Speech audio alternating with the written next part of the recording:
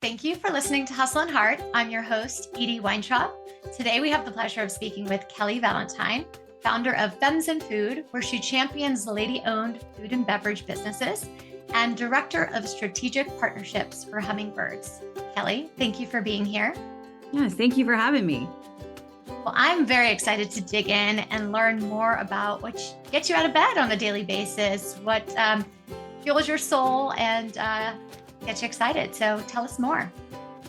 Yeah, so it's a great question. And a lot of it is centered around helping female founders. That's kind of how everything started for me.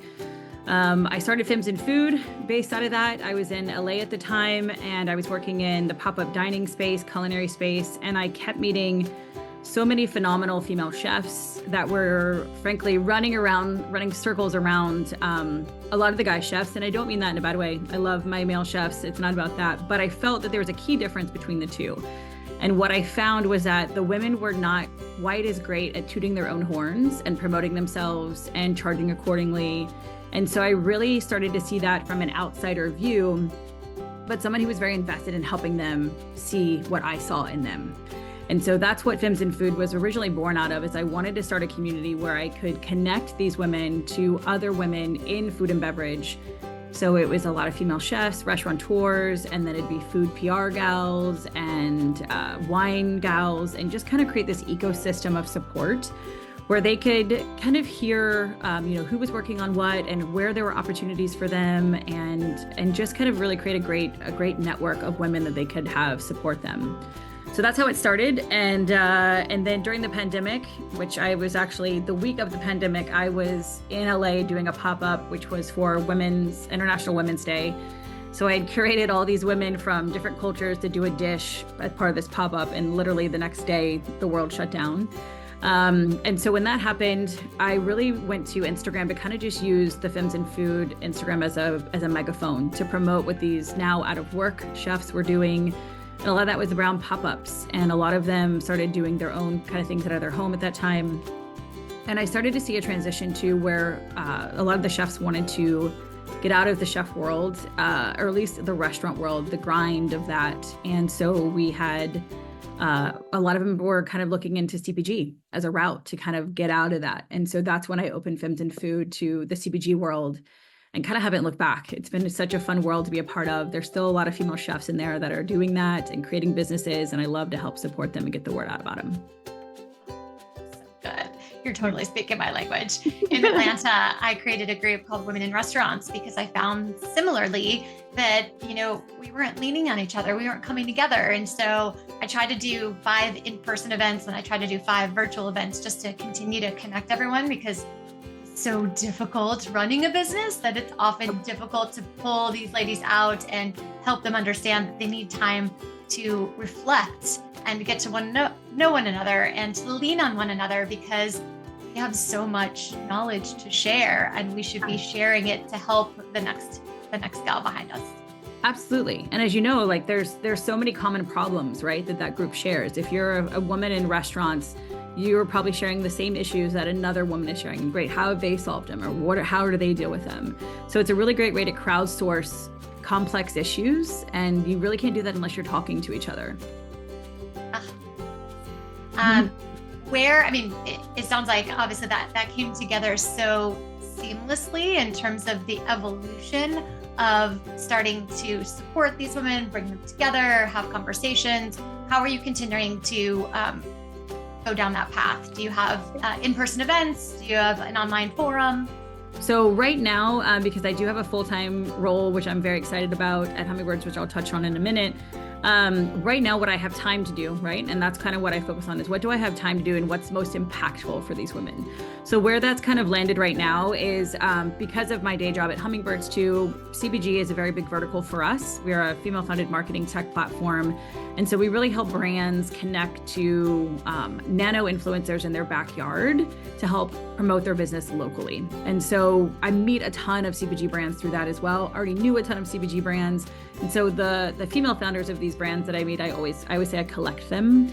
And the reason for that is so that I can then be like their own hummingbird and kind of get their message, get their brand out there in these key ways. Right now, what that looks like is I do some curation for female-centric events. Right now, I'm working with a really great retreat from my friend Danielle called Mother Collective. And so they do a 50-person all-women retreat in these Airstreams in Russian River Valley. And I curate a tote bag that is, I work with a different artist every time, and it says, your choices matter, choose lady-owned. And in that bag are all lady-owned food and beverage brands. And so that's kind of my way, is looking for opportunities like that, where I can champion female-owned brands as a whole and educate consumers and women specifically on which brands are lady-owned and co-owned. So that way, when they're at the grocery market making those decisions, they know now, great, lifts. I'm going to lift these women up. Well, and I love the name of Hummingbird too, right? Because the wings are moving so fast, but there's so much going on. And so to pull and spread that joy through working with the nano influence is so impactful. Yeah. So we've gotten to work with, we work with some great partners in the CPG space too, like Startup CPG and the Naturally Network. And so again, what's been awesome is we also work with grocery stores who are clients of ours at Hummingbirds, because they're invested obviously in having their grocery store be the grocery store of choice in their markets, right? And so because of that, I've been able to put brands on certain retailers' radar and say, hey, this is a cool brand I came across. They're female owned. They happen to be in your backyard. You should check them out. And that's things have come of that. And that's makes me very happy to know that that's kind of what matters to me, is when you mention these brands in rooms where it can be impactful for them, that I feel like that's part of the mission. I think you guys do a much better job. I was in LA in May, and up until 2 years ago, I had never been to LA. And I said, you know what? I've got to be at this conference in Vegas. I hate Vegas, but I'm going to go do something for myself. So I came to LA 2 years ago, and I reached out to a friend in real estate. I said, hey, I'm going to be in town. Can you take me and tour me around a couple projects? I reached out to a friend who's an architect for restaurants and grocery stores, and I spent some time with him. And then I met another woman who does what I do, owns a brokerage firm. And I was just so blown away. And they laughed at me because I walked a total of 40,000 steps in 2 days in LA. And they go, Edie, how did you do that? LA is not a walking city. It's not a walking city. I put all the dots on my map, and I said, okay, I'm going to take Uber to the furthest space. And then I'm just going to walk and absorb, what I feel. And I don't know if it's because of potential earthquakes, but I love, there's a single story, strips. There's sometimes two stories, but there's so much character and there's so much creative energy in LA that, of course, I had to go back the next time I had that conference in Vegas. Nice. So actually, a dear friend of mine, and one who I'd love to introduce you to, his name is Kevin Irvin Kelly. He's an architect, but he studies human behavior. And I think because of that, his job as a designer and architect is so much more in tune with what people need. So he designed the newest location of Mercado, Northgate Mercado, Santa Clara, I think. And unfortunately, last year I didn't get a chance to see it, but when I was in town this year, I said, oh, it opened in November. I'm gonna go check it out. And what he did is he took what it's like shopping in markets in the streets of Mexico, and he advised on designing the future of a grocery. And so when you walk in, there's a flower shop on the left, there's a tortilleria on the right-hand side, and they're making tortillas in front of you. In the back, there's a carniceria, and they're making sausages in front of you. And so basically, he took what was behind closed doors and he put a piece of glass in front of it.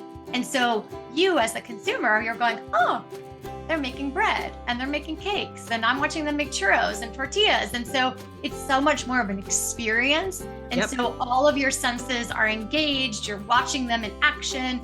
They put a couple of food stalls, almost like a little bit of a food hall in it. And there's a stage for live music. And so people are spending more time there because they're enthralled in watching the performance, and then not much more excited about eating the food that you saw someone make in front of you. So I just am love to meet you. And would love to connect you. And then obviously with that, I also, this past year, I did a tour of a couple of superettes. I went to Erewhon, actually went to a couple of Erewhons just because I wanted to see the differences and how it's evolved. And I sat back and I feel like it's, the Erewhon's like a new nightclub, right? It's a new bar. And so you're sitting there and you're watching people like be healthy and eat healthy, but yet like they're all looking good. They're all in fitness clothes and you're going, okay, forget the nightclubs and having cocktails. Like people are drinking smoothies and then coincidentally running into each other.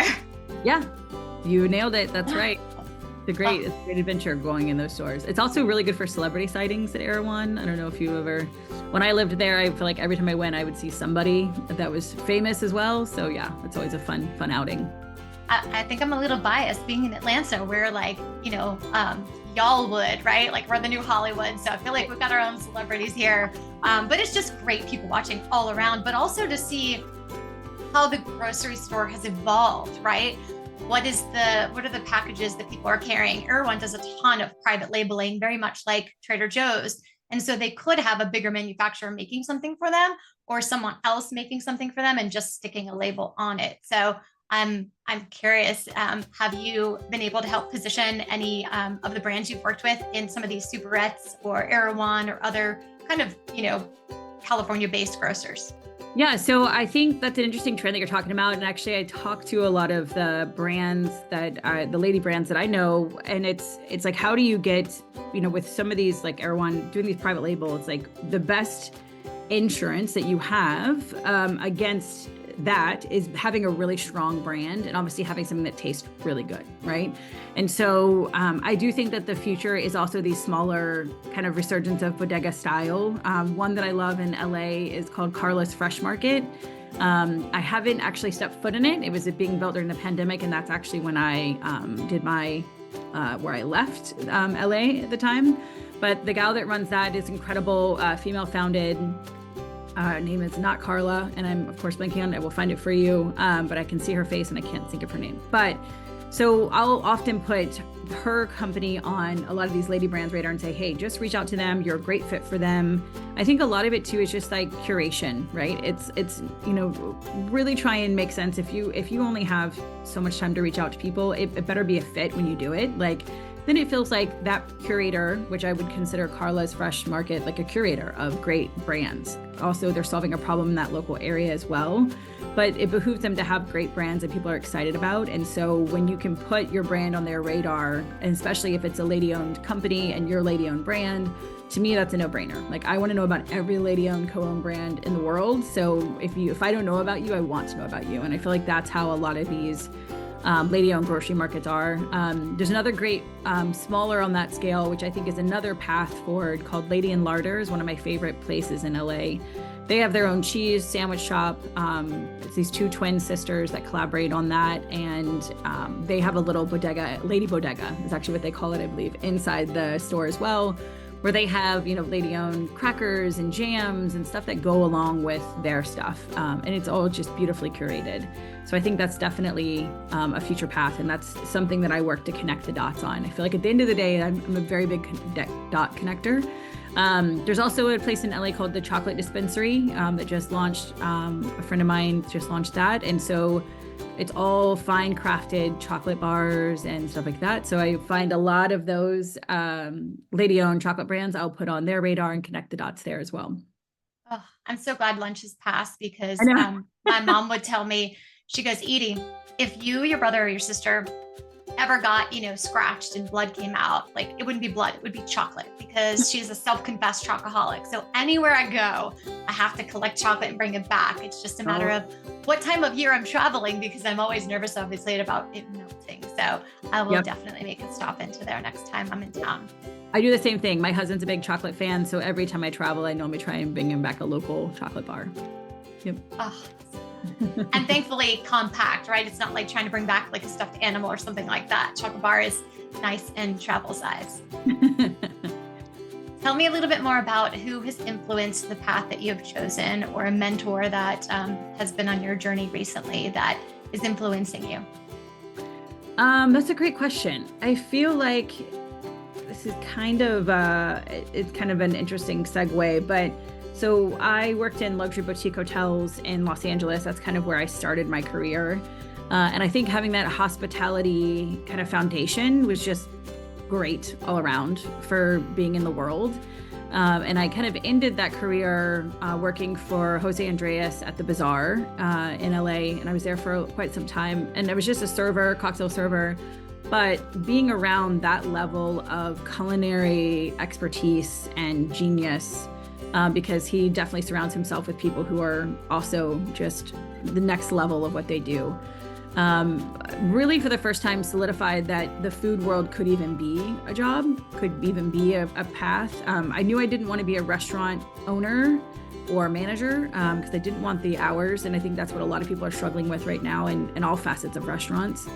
But I knew that I wanted to be somewhere around food because I love the connectivity of food. And I love that. That's why I ended up in pop-up dining and events, was because to me, it was the best of both worlds. It was an a la carte kind of culinary experience that we could do. And it allowed, we would do pop-up dinners of like 75 to 125 people in a different place every time around LA. And then what was so fascinating to me about that was that, you know, LA is known to be pretty vapid. It's known to be superficial. But you would do these dinners and it was for 2-3 hours. Nobody would be on their phones. The only time you saw a phone out was if someone was sharing a photo of their dog or their kids, or they were exchanging information so they could stay in touch. And it really showed me the power of food to really break down barriers. And so that's still something to this day. Like, I love pop-up dinners. I love putting them on. I love going to them, that communal dining aspect.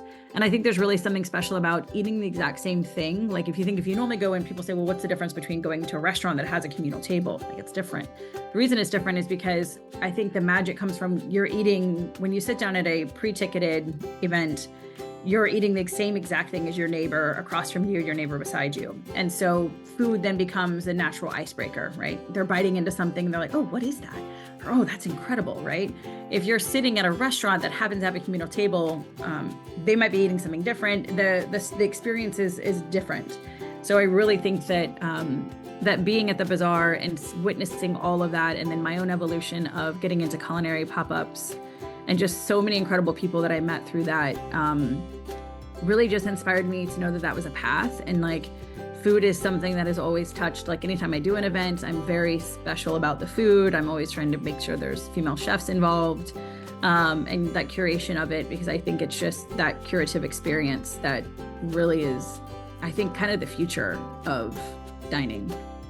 I agree. I was at a conference recently and there was a chef who owns a restaurant and said that he is only open Wednesday, Thursday, Friday, and Saturday. And so, of course, my background in real estate, I'm raising my hand and I'm going, yeah, there's some landlords who require you to be open 6 days a week or 7 days a week. I said, tell me a little bit more. Do you own your building, or do you've got, more local owner? And he goes, I would never work with someone that tells me how to operate my business. And it's fascinating because he figured out exactly what worked for him, exactly what type of restaurant he wanted to run. He doesn't offer any substitutions on his menu, but he also makes the time for himself to get refueled by traveling and getting inspired and bringing back new ideas to his business that then he institutes and people love.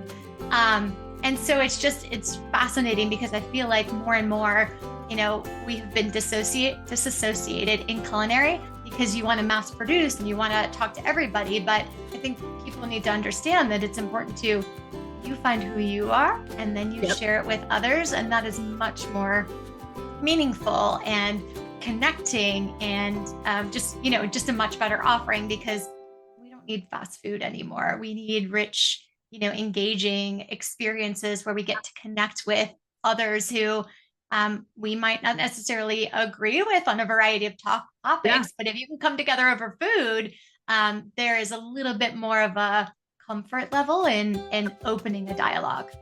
Yeah, and that's one of the things I've been trying to get out. So for some context, that message is something I've been trying to get out to the world because I lived in LA for 20 years. I then moved to Iowa during the pandemic. My husband's from here, so that's how we ended up here. But we're in an area called the Quad Cities, which is about 2.5 hours from Chicago. And when I got here, I was consulting for some local food businesses, and because I'm very much like a bloom where you're planted type person. And in doing so, I found out like prime spots in the downtown area here were going for like $1,000, $1,200 a month for rent. And like, it's unheard of any other place, especially coming from LA. And I realized that the reason a lot of businesses survived in this area was because a lot of them owned the building that their restaurants were housed in. Also unheard of in most larger cities. So I've been like quietly recruiting people and trying to get the word out about this area, because I do feel like where I'm at in the Quad Cities, it's called Davenport, Iowa. I do think it has the potential to be the next Asheville, North Carolina. And it's funny, I have kind of a little bit of a tie to that. Katie Button, who's the chef owner with her husband. Yeah, and I've only met her a couple of times, but funny enough, she worked at the Bazaar and with Jose Reyes. And so I met her, and her husband was our sommelier, like wine director.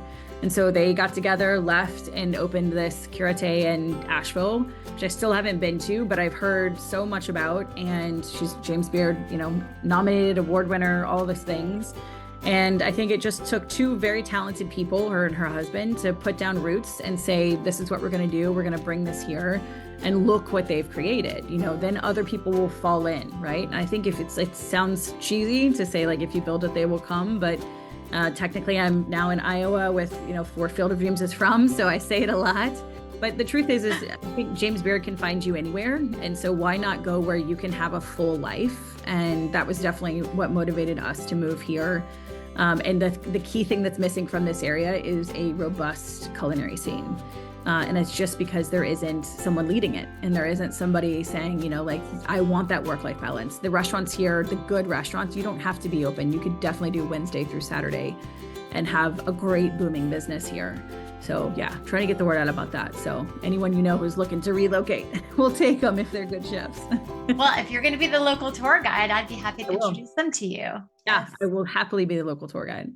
Beautiful. Now, I feel like it's much more peaceful if you're in the opportunity of owning your own building and writing yourself a check, or having someone in the community that's happy to be your landlord, but lets you bloom again, like where you're planted, versus saying, oh, well, I'm expecting this of you and I'm expecting this of you. We've started working with a little bit more of municipalities, because what they're finding is that they have this beautiful main street, and while they're working to build up the density in their community, they either have an existing building, or the DDA, Downtown Development Authority, will build a building for a restaurateur. And so long as you're open and operating for a period of time, you are paying some rent. You're not paying massive rent, but after the end of like the 10th year or whatever, they basically say, hey, you fulfilled your obligations, you operated as a restaurant for 10 years, you helped us grow the community, the building is now yours.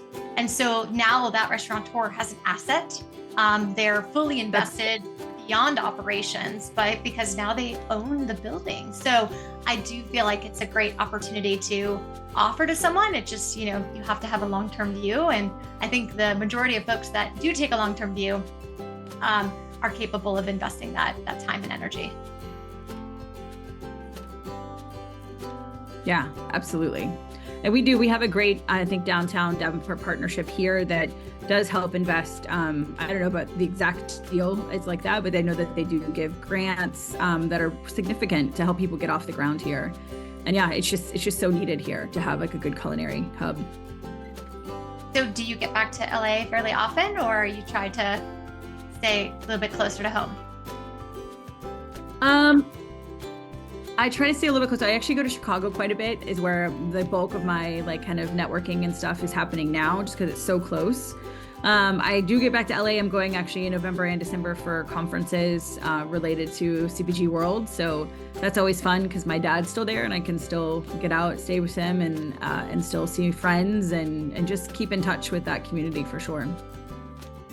Well, I've got a couple folks in Chicago that I want to go ahead and introduce you to, because I think that just, at the very least, just an introduction would be perfect. But I do feel like listening to your story, there's some business opportunity as well. So I'll follow up with that. Yes. Okay, great. What message or impact are you looking to convey through your work? What is the legacy that you're looking to? Oof. That's no, we're getting heavy. I'm sorry. No, I love it. It's just, if you think about that stuff, it should feel heavy, right? It should feel like, what are you trying to leave? I really think my kind of whole, I think when I kind of try and distill it, I'm trying to distill it down to like, what is the most impactful thing? And for me, I try and anyone that I interact with, I try and leave better than I found them. And not that I'm attracting people that need a lot of help. It's not that, but I just think that how can I help anyone that I meet? And for me, I think my biggest gift is I am a massive connector. That's of people and of thoughts, ideas, things. So I feel like I'm a big champion for anyone I meet. And I always try to inspire people that I spend, even if it's 5 minutes with, to say like, hey, have you thought of this? Like, have you thought of that? You seem to be really good at this. Have you looked into this? And I find that the universe just places me in very key places and times and positions where those things are kind of needed. And I guess I don't take them lightly. I take that experience to spend with another human being and to have any kind of effect in their life. I take it as a very big honor to kind of share whatever wisdom I have in that moment. And a lot of times it can really help people, like say like, oh, I didn't even know that existed, or I've been looking for something like this. And I find like that brings me a lot of joy to know that like I've maybe set someone or made their world a little bit bigger from an idea or just exposing them to stuff. I think a lot of it is just being exposed to things. And I feel like I've been exposed to a lot of great people, great communities, great businesses. And so I have a lot to pull from in order to help people who may think they have a little idea. And I'm like, well, actually your idea is not that little. Here's someone who did something similar in this way, right? And how can you do that and make it your own? So I think that's kind of my biggest thing. And then I want really just pushing women forward in a massive way is first, and that's my big mission. And I'm very much like, how do we do it together? I'm very big on collaboration over competition. So I talk to a lot of people about that. Like, I don't care if you're two lady-owned brands and you both have like buckwheat products, right? Like, it doesn't matter to me. To me is, I've always said that everyone's unique perspective is different, and that comes to their brand and their businesses as well. I've always said, like, if you sit down 10 people and you ask them all to draw a tree, you're going to have 10 very different trees, right? And so each of those trees, I think, is needed, right? There's something in that's going to resonate with a certain amount of people, and that's why you should do it, right? And I think that dreams and stirrings of the soul are really put into people for a reason. And so if they don't follow those, like, you just never know where it can lead. Like, the first step may not be what it ultimately ends up being, but that second one could be something you can't even imagine, right? So just taking that first step, I think and getting people to just be inspired to do that, I think is part of what I love to do. No, it's so funny that you said that. I was literally listening to a couple of podcasts. I just drove back from Savannah this morning, and there could be 5 podcasts. They're all saying the same thing. And for whatever reason, the intonation of someone's voice, the way in which they said it, there are some people that I gravitate to, and I listen to every podcast they put out because I'm like, you're a genius. Yeah. I love you. I want to soak it all in. And there might be, 3 other people that are saying the same thing. And for whatever reason, I'm just not connecting with them. And so to your point, 2 people doing buckwheat, they should jump on board. They should do a collaboration. Exactly. Because then they're leveraging each other's audiences and hopefully then multiplying and, going through that domino effect, because you just never know who's listening, who's paying attention, who could potentially, not that you're, trying to steal one or the other, but right, you could build your audience by collaborating. Yeah, I think a lot of it goes back to, I talk about this theory of it, like improv. When you learn improv, a lot of it is learning yes and, right? And so I think that yes and is a great way to approach everything in life. It really makes, like, even in meetings, like, I've taken that on to be like, great, if I don't I try never to negate what someone's saying. It's a yes and, like, how do we build on that? And I think too, another big part is like just consumer education for women around, again, which brands are lady owned. Through our research with Hummingbirds, like, what we've discovered, our Hummingbird community is 90% women. So we're really invested in, like, what do they want, right? What resonates with them? And I don't know many women that would not be excited about a brand being female owned as well. Like, we want to support who we know is behind the brand. And so I think it's just been interesting to see some of the data around this stuff. Like, 85% of women are the ones making purchasing decisions, even if it's not their money. And so I harp on that a lot because I believe that's where the power is, right? That's how you really vote with your money. And what's interesting for food and beverage specifically is that that number of 85% increases to 93% if that product is a food and beverage product or an over-the-counter pharmaceutical, essentially. So and that just goes to show, like, again, women are the ones going to the store every week. They're making those decisions. And so it really behooves us to let them know and educate them on which brands are lady-owned and co-owned. And so that's what I try and pack them all together. So, you know, like, great, these are all lady-owned businesses. And I think women are very excited about that. Oh, I love that. It's music to my ears. I love that statistic. I use it all the time. In fact, I was in a pitch with 4 men and I went around the table and I said to the first one, I love your shirt. Who picked it out? My wife picked it out. I went to the second one. I know you went out to eat this weekend. Where'd you go? Who picked it out? My wife picked it out. The third one, where are you traveling to this year? Who picked it out? My wife picked it out. So I looked at the fourth one and I said, do I need to tell you what your wife did for you today? And like jaws on the floor. It was amazing. And I said, I'm looking around this table. There are no women here except for me. So you need me on your team to work on this project, to craft the environment for which other women are going to come spend their time, their money, and their energy in with their family. So I love that statistic. I hope you just dropped a microphone while you were in there. That's an amazing. Did. I'm going to share that story. That's a great one. And you should be telling everyone how to do that.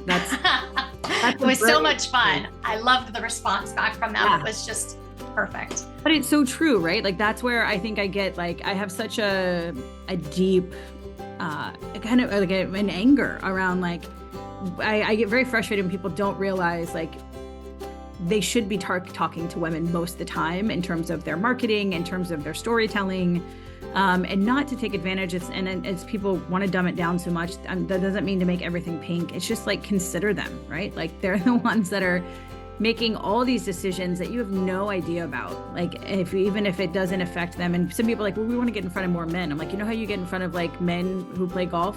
From their wives, right?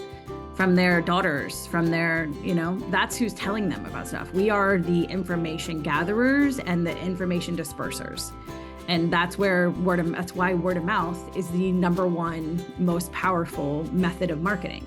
And so when you can harness that in any way, and I think you can do it through groups. That's why mom groups are so passionate, right? Like, and people want to get in front of mom groups because that's how it's a very quick distillment of information of who's buying what. Where'd you get that? Where did you go this weekend? What are you doing with your kids, right? It's all there. Got to talk to women. Yes, I love that. And I'm so grateful for your time. Kelly, where can our listeners get more information about you and your work? Absolutely. Yeah. You can follow me on Instagram at Femmes in Food. And then if you're interested in learning more about Hummingbirds, we have, it's just www.hummingbirds.com. And also we have we do a city specific Instagrams for those. So, but if you go to the website, you can see if we're in your city to see if you would make a great hummingbird in your local area. And then also just to learn more, if you run marketing for a brand or anything like that, you can learn more there as well. A big thank you to our guest today, Kelly Valentine, for sharing such valuable insights about her journey in championing female entrepreneurs and her vision for empowering women in the industry.